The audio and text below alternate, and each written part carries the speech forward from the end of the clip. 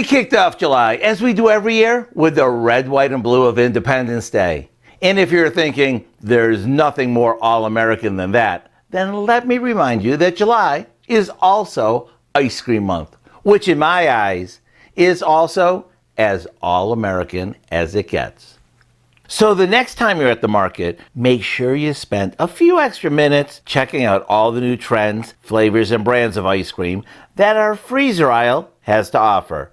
And if you think it's hard to decide if you should eat it out of a bowl or would it be better in a cone, just wait until you see all the flavors that are available this year. And for those of you who are looking at what many call better for you options, there's no shortage of them.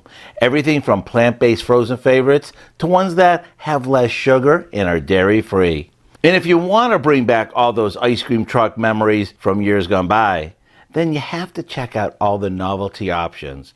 And don't be surprised if you hear the jingle of the ice cream truck bell as you walk down the aisle. And since there's no better time than right now to pick up a few of your favorite flavors and varieties, you better stock up.